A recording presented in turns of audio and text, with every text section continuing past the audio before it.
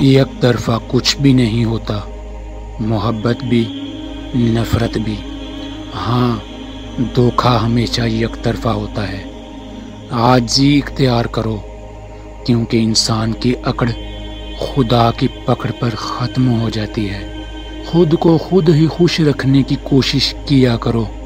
غیروں کے سہارے پر رہیں گے تو وہ آپ کے پاس بچی کچی خوشی نہیں چھوڑیں گے۔ کچھ لوگوں میں کسی کے چھوڑنے کی طاقت نہیں ہوتی۔ یہ لوگ دوسروں سے درخواست کرتے ہیں کہ اللہ کا واسطہ ہمیں چھوڑ دو۔ اکیلے ہونا اور اکیلے رونا انسان کو مضبوط بنا دیتا ہے۔